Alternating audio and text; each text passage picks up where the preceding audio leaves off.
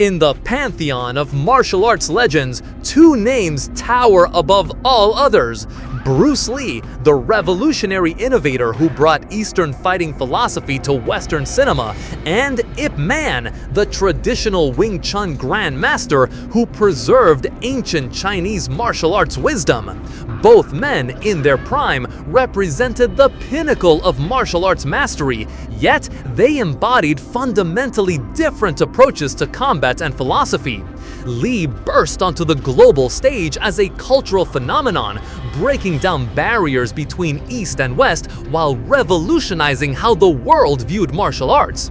Ip Man, meanwhile, stood as the guardian of traditional Wing Chun, a master whose teachings would eventually shape the very fighter who would challenge conventional martial arts thinking.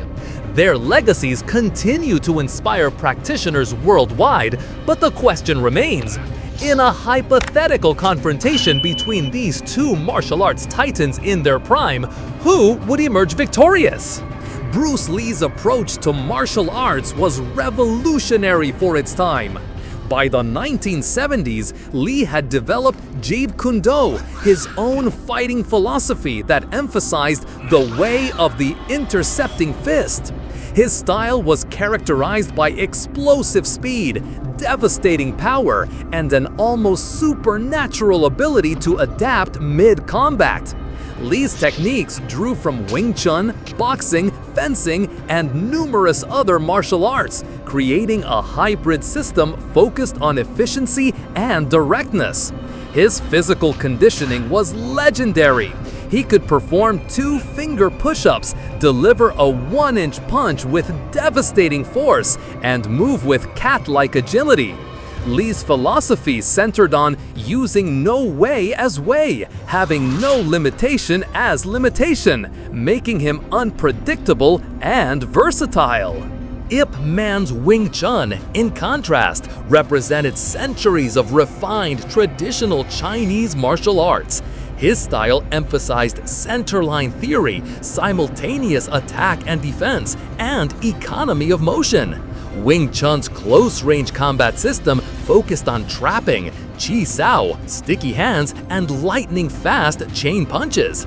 Ip Man's approach was methodical and systematic, built on deep understanding of leverage, timing, and energy redirection. His techniques were honed through decades of practice, embodying the principle that the strongest technique is the one that uses the least energy to achieve maximum effect. Where Lee was innovation, Ip Man was perfection of tradition. In our hypothetical encounter, the setting is a traditional Chinese courtyard, neutral ground that honors both fighters' heritage. Round 1 begins with both masters circling each other, studying movement patterns and testing reactions. Ip Man, now in his prime at age 40, displays the fluid, economical movements of pure Wing Chun. His stance is perfectly balanced, hands positioned to simultaneously defend and attack. Bruce Lee, at his peak physical condition around age 32, bounces lightly on his feet, his JKD stance blending Western boxing with Eastern philosophy. The initial exchange showcases their contrasting philosophies. Ip Man advances with traditional Wing Chun footwork, his hands seeking to trap and control Lee's arms. Lee responds with his signature sidekick, attempting to maintain distance while probing for openings. The Grandmaster's experience shows as he deflects the kick using Bak Sao, slapping hand, immediately following with a chain punch combination. Lee's superior speed allows him to slip most of the strikes, countering with a back fist that barely misses Ip Man's temple. Round 2 intensifies as both fighters abandon their feeling out process. Lee unleashes his devastating 1-inch punch, but Ip Man's years of chi sao training allow him to sense the attack's energy and redirect it. The traditional master responds with a BUG, thrusting fingers technique aimed at Lee's throat, forcing the innovator to demonstrate his flexibility by bending backward in an almost impossible arch. Lee's boxing influence becomes apparent as he lands several quick jabs, but Ip Man's wooden dummy training has prepared him for rapid-fire attacks, and he weaves through them with minimal movement.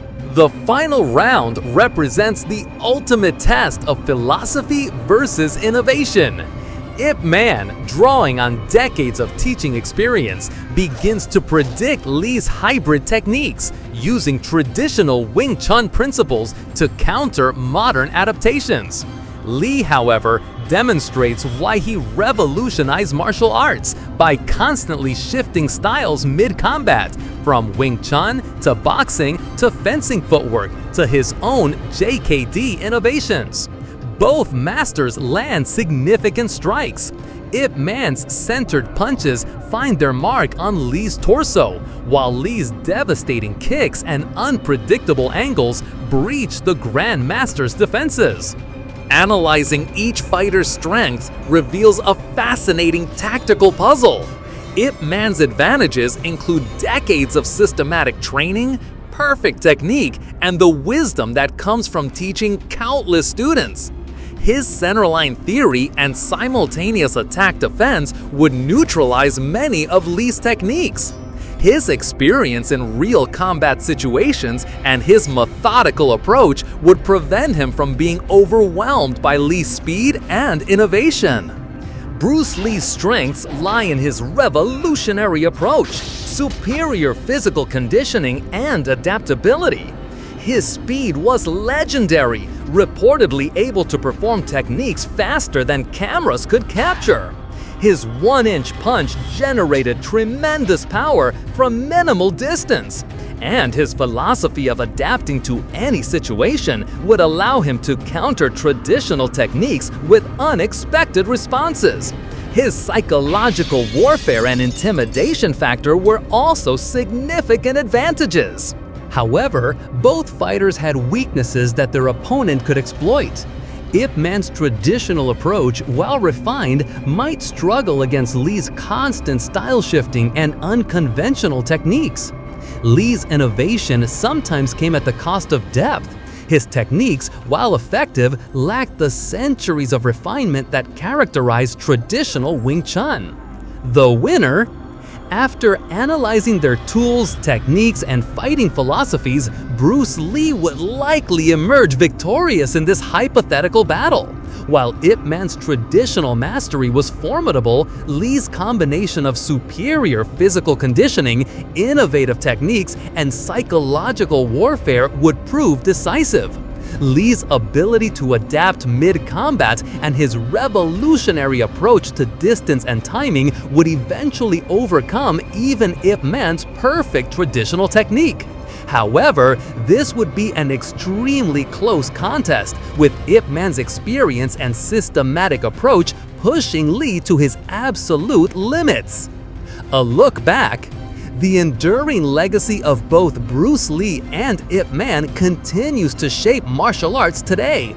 Lee's philosophy of adaptation and innovation paved the way for modern mixed martial arts, while Ip Man's preservation of traditional Wing Chun ensures that ancient wisdom remains available to future generations. Their hypothetical battle represents more than just a physical contest. It symbolizes the eternal debate between tradition and innovation, between preserving the past and embracing the future. Both men understood that martial arts transcend mere fighting techniques. They represent a way of life, a philosophy, and a path to self-improvement.